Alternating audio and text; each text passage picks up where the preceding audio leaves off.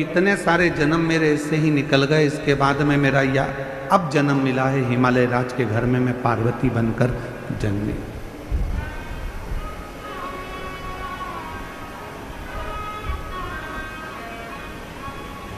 एक जन्म मुझे आज मिला है जो मैं पार्वती बनकर जन्मा। प्रभु, अब मैं ये चाहती हूं कि आगे के कोई जन्म मुझे ना मिले और ये जन्म मेरा आखिरी हो और ये जन्म मेरा आपके साथ में रहे। मैं ना मरूं, ना फिर जन्म लूं, ना फिर मृत्यु के काल में जाऊं और ना फिर मेरा कभी जन्म।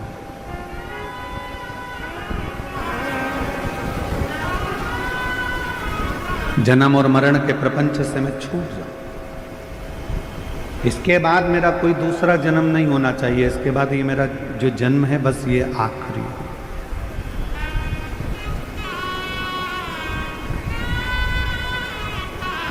शिवजी ने कहा, पार्वती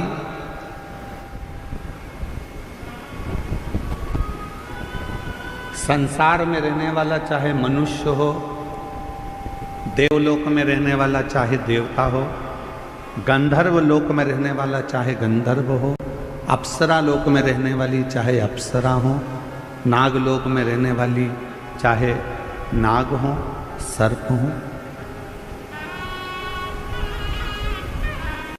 जो भी है,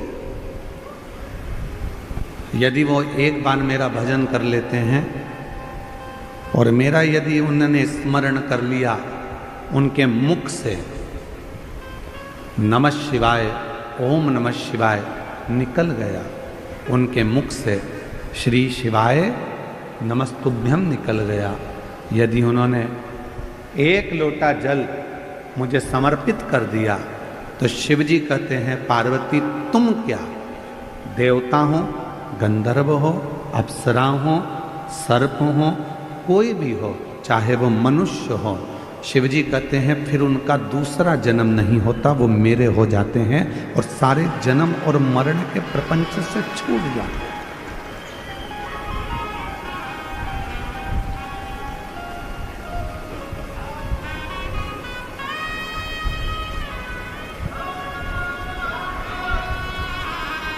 जन्म और मृत्यु के प्रपंच से मनुष्य जब तक नहीं छूटता जब तक वो शिव का भजन ना करे।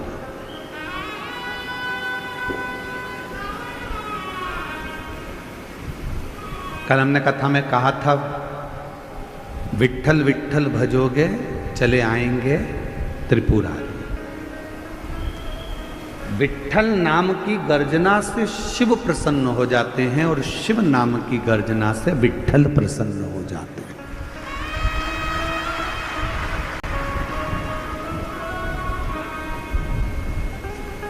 कोई राम जी को भजने वाला है, कोई कृष्ण जी को भजने वाला है, कोई दत्त को भजने वाला है, कोई भगवान को भजने वाला है, 33 कोटि देवताओं का कोई भजन करने वाला है। और अगर वो शंकर को नहीं भजता, शिव का भजन नहीं करता, शिव को नहीं मानता, तो उस पर कभी कोई देवता कृपा नहीं करता। आप देवी की आराधना करते हो, करो, पर आपको शिव को मानना पड़ेगा। आप राम जी की आराधना करते हो तो आपको शिव को मानना पड़ेगा। आप दत्त की आराधना करते हो तो आपको शिव को मानना पड़ेगा।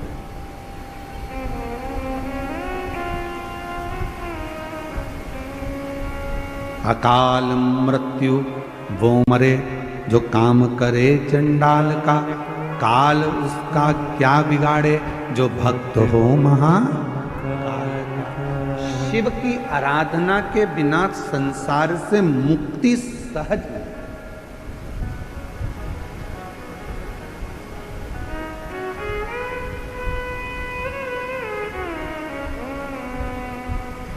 भगवान शंकर की आराधना के बिना आप मुक्त नहीं हो सकते।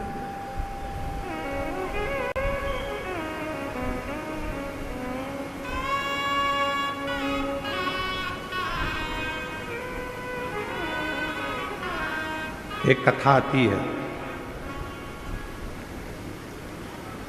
कश्यप मुनि की।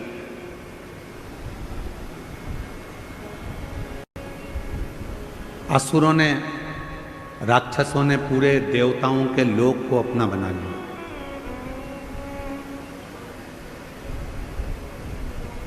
असुरों ने नागलोक को भी अपना बना लिया। गंधर्व अप्सराएं जितनी थी, असुरों ने सबको अपना बना लिया। देवताओं का देवलोक चले गया, इंद्र का सिंहासन चले गया, अप्सराओं का लोक चले गया, गंधर्वों का लोक चले गया। सब कुछ जब चला गया तब असुर पाताल लोक में जाने लगे।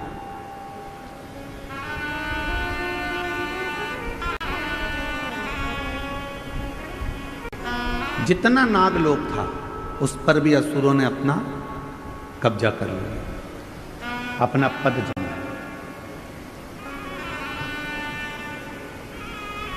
सब घबरा गए, कहाँ जाएं, कहाँ जाएं, कहाँ जाएं। तब शेषनाग भगवान, जो शेषनाग जी देखे आपने, भगवान विष्णु जी जिनके ऊपर शयन करते हैं, शेषनाग। शेषनाग भगवान की धर्म पत्नी,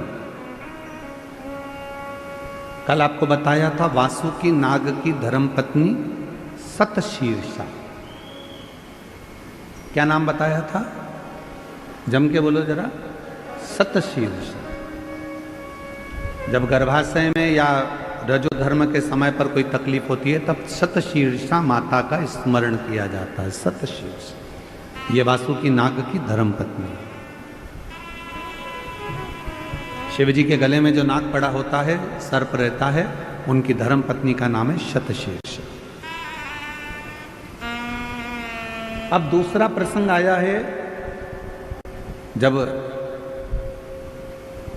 असुरों ने देवताओं का भी सिंहासन छीन लिया, अप्सराओं का भी राज्य चले गया और गंधर्वों का भी चले गया। सब जगह से जब लोग अपना राज्य चले गया तब असुर पाताल लोक में गए, और पाताल लोक में जब गए तो नागों के लोक पर भी उन्होंने कब्जा कर लिया।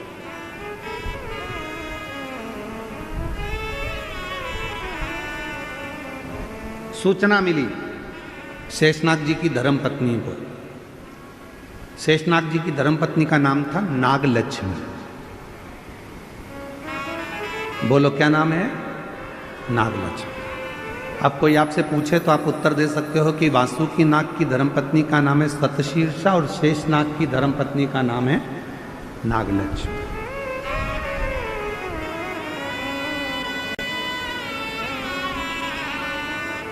नागलक्ष्मी के पास में सूचना मिली, और माता नागलक्ष्मी के पास में जब सूचना मिली कि देवताओं का सिंहासन चले गया, गंधर्वों का चले गया, अप्सराओं का चले गया, नागलोक चले गया, असुरों ने चारों तरफ हाहाकार मचाकर सब दूर कब्जा कर रख लिया, तब माता नागलक्ष्मी के पास में सूचना गई। तो माता नागलक्ष्मी शिव की परम उपासक,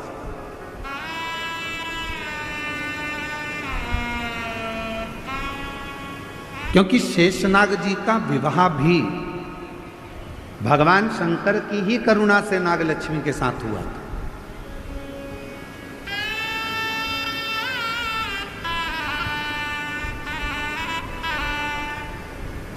नागलक्ष्मी के पास में जब बात गई तो नागलक्ष्मी ने विचार किया कि ये ऐसा प्रसंग है तो चिंता मत करो, शिव जी की आराधना करो, सब शंकर की साधना करो सब। पर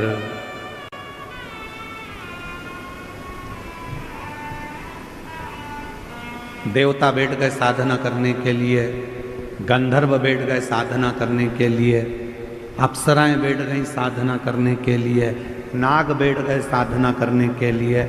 परशु महापुराण की कथा कहती है, मेरे भोले बाबा जितना तप से प्रसन्न नहीं होते, मेरे भोले बाबा जितना साधना से प्रसन्न नहीं होते, मेरे भोले बाबा जितना किसी नियम से प्रसन्न नहीं होते, मेरे भोले बाबा जितने किसी अनुष्ठान से प्रसन्न नहीं होते, उतने मेरे भोले बाबा एक लोटा जल से प्रसन्न हो जाते हैं, शिव नाम लेने से प्रसन्न हो जाते हैं। मन की निर्मलता से, भोले मन से पवित्र मन से, हृदय से, कोमल मन से, जो भोले मन से शिव को पुकार लेता है, मेरे भोले बाबा उसमें प्रसन्न हो जाते हैं।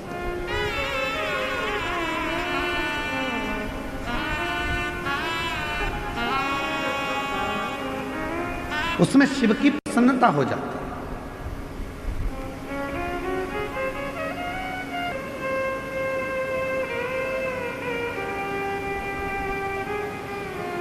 यदि कोई भगवान शंकर की कथा में डूबा हुआ है, भगवान शंकर की साधना में डूबा हुआ है, भगवान शंकर की भक्ति में डूबा हुआ है,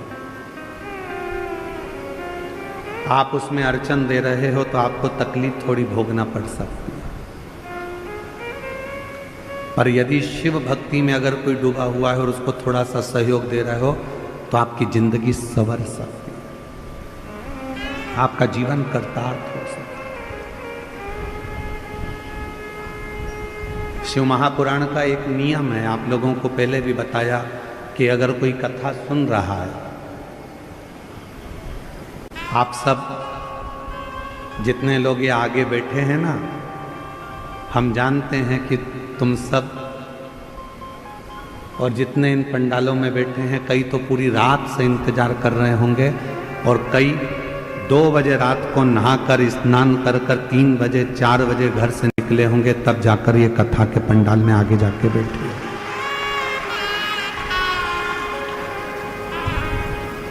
अब उसमें भी बेचारों ने जिनको कथा सुनना थी वो सब जगह संभाल कर बैठ गए और ऊपर से मालूम पड़े कि कार्यकर्ताओं में से कोई तुम्हारे सामने आकर खड़ा हो जाए तो तुमको सबसे बड़ा दुश्मन वो ही लगता है।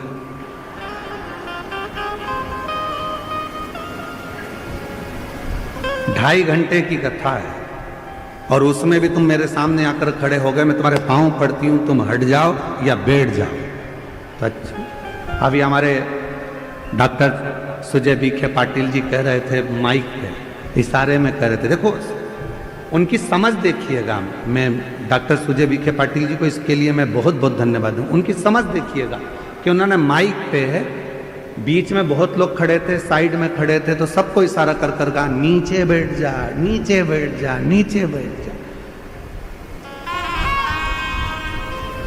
मैं डॉक्टर सुजय विखे पाटिल जी को इसके लिए धन्यवाद दूंगा कि कार्यकर्ताओं पर आपका कमांड और कार्यकर्ताओं को मार्गदर्शन देना कि नीचे बैठ जाओ, कम से कम पीछे वालों को देखने में, पीछे वालों को सुनने में, पीछे वालों को समझने में दिक्कत नहीं।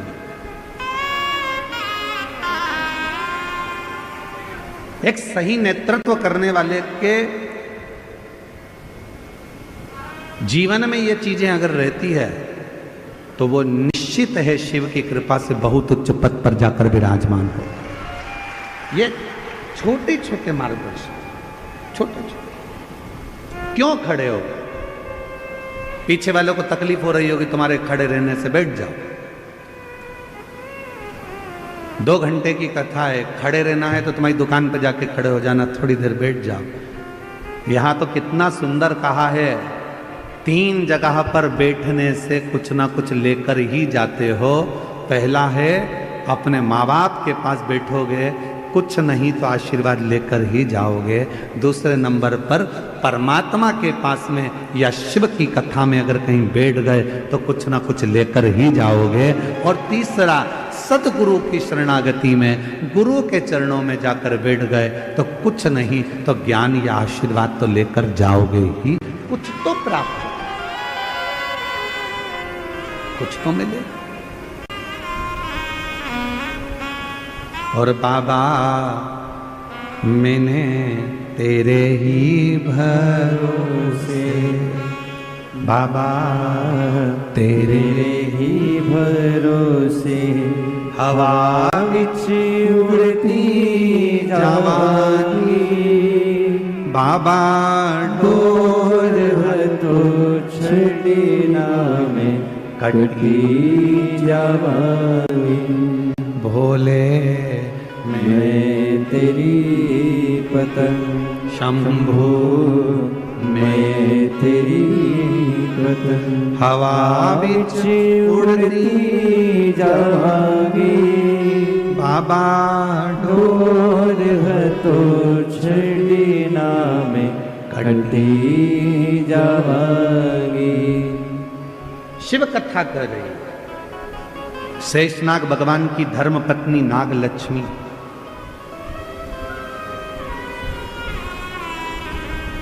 सबके हित का सोच रहे। लक्ष्मी किसको कहा जाता है?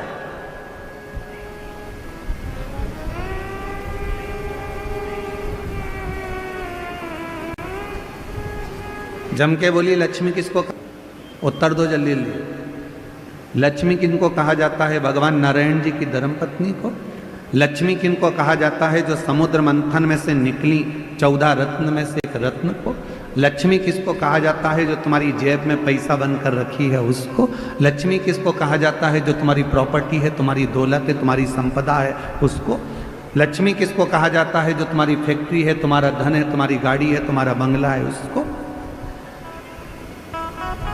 लक्ष्मी किसको कहते हैं? तो कहा संसार के जितने घर हैं और उस घर में जो स्त्रियां रहती हैं और जो नारी सबके भले की सोचे वही घर की लक्ष्मी है।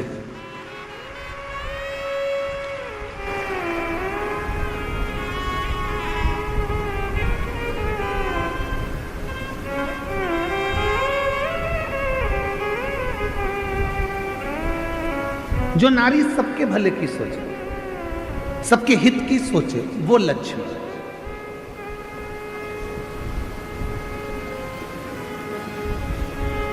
हम कल का प्रसंग सुनाते हैं आपको। कल हमारा नियम रहता है कि 5 दिन की कथा में 2 दिन हम सबसे मिलते हैं।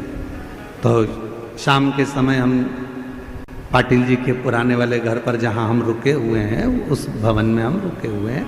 तो वहीं नीचे सुजय भैया बोले कि सबसे मिलना है। गुरुजी 7 से 7:30 का समय दिया। अब मिलने वाले लाइन से आते रहे, पर हमारे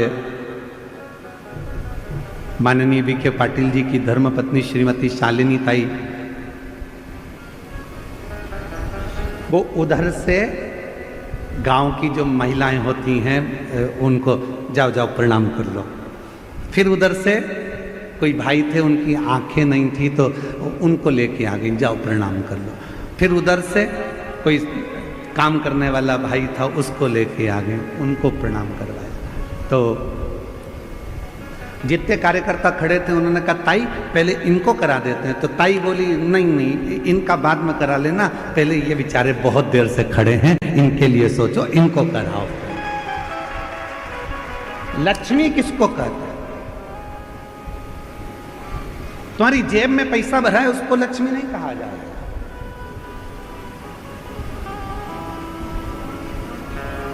लक्ष्मी का सबसे बड़ा उद्देश्य घर में जितनी नारियां हो, जिसके घर में जो स्त्री हो, और वो स्त्री यदि वो नारी सबके हित का सोचे तो समझ लेना वो घर की लक्ष्मी है, जो सबके लिए सोचे, सबके लिए।